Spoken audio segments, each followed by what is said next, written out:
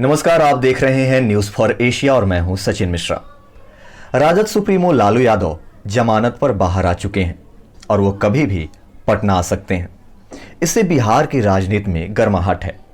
वहीं लालू यादव के तिकड़म और पिछड़ी जात की विधायकों को गोलबंद करने की क्षमता से अटकलबाजी भी शुरू हो गई है और इसे हवा दी है नीतीश सरकार में दो अहम सहयोगी दल वीआईपी और हमने। माना जा रहा है कि लालू के तिकड़म से वाकिफ जदयू और भाजपा अंदर ही अंदर तैयारी में जुट गई है। न्यूज फॉर एशिया आपको बताने जा रहा है लालू के उन राजनीतिक चालों के बारे में जिन्होंने उन्हें सत्ता का खिलाड़ी बना दिया। राजनीतिक चाल एक, यह 1990 का दौर था। उस समय भाजपा राम मंदिर के मुद्दे पर देश भर में आक्रामक थी। समर्थन जुटाने के लिए भाजपा नेता लाल कृष्ण आडवाणी रथ यात्रा पर निकल पड़े।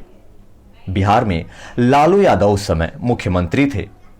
किसी राज्य सरकार ने आडवाणी को रोकने की हिम्मत नहीं की, लेकिन बिहार की सीमा में आते ही लालू यादव ने उनके रथ को रोक दिया।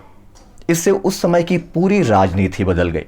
भाजपा लोकसभा चुनाव में नंबर 1 पार्टी बनने से चूक गई।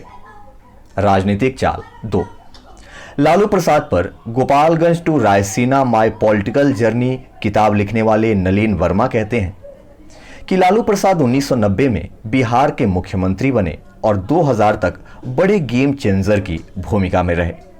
वे इंद्र कुमार गुजराल और एचडी देवगौड़ा को प्रधानमंत्री बनाने वाले नेता रहे।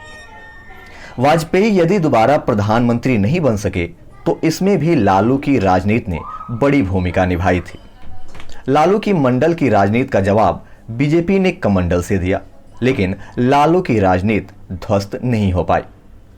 राजनीतिक चाल 3, 1999 के बाद कांग्रेस केंद्र में कमजोर हो रही थी। पार्टी में सोनिया गांधी के नाम पर भी विरोध हो रहा था। तब सोनिया गांधी को लालू ने समर्थन दिया और 2004 के लोकसभा चुनाव में कांग्रेस से गठबंधन कर बिहार में करीब 2/3 सीट जीत ली।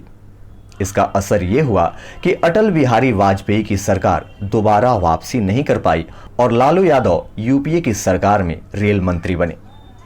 राजनीतिक चाल 4, 2014 के लोकसभा चुनाव को नीतीश कुमार ने अकेले लड़ा, लेकिन प्रदर्शन निराशाजनक रही।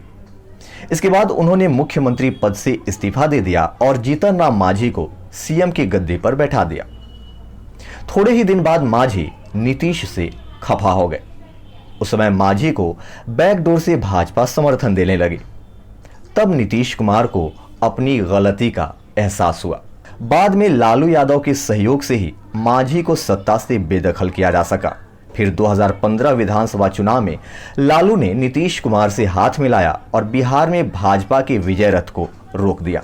सबसे बड़ी जाति के सर्वमान्य नेता लालू प्रसाद के गेम चेंजर होने की सबसे बड़ी वजह यह है कि वे यादवों के सर्वमान्य नेता हैं। लालू प्रसाद जिसको भी टिकट दे दें, यादव उसी को वोट देंगे। लोकसभा चुनाव में पाटलिपुत्र सीट से रामकृपाल यादव की जीत या विधानसभा चुनाव में राबड़ी देवी की 2 सीटों पर हार अपवाद कहा जा सकता है। इस आबादी का वोट बैंक 16% है। वहीं मुसलमानों का 16% वोट बैंक भी लालू के ही पास है। 2020 के विधानसभा चुनाव में 19 मुसलमान विधायक जीते, जिसमें से 8 लालू प्रसाद की पार्टी राष्ट्रीय जनता दल से जीते और AIMIM से 4 जीते। दिलचस्प ये कि सरकार बनाने की जब बात होगी तो AIMIM के विधायक राजद के साथ जाने की ज्यादा ख्वाहिश रखेंगे। दूसरी तरफ नीतीश कुमार की पार्टी में एक भी मुसलमान विधायक नहीं है। उन्होंने BSB के जमा खान को पार्टी में शामिल कराकर मंत्री बनवाया। बीजेपी ने राजनीति में बैलेंस दिखाने के लिए शहनवाज हुसैन को MLC और मंत्री बनवाया। जिस साबिर अली पर इतना विवाद हुआ, उन्हें पार्टी में बीजेपी ने अल्पसंख्यक प्रकोष्ठ का राष्ट्रीय महामंत्री बनाया है।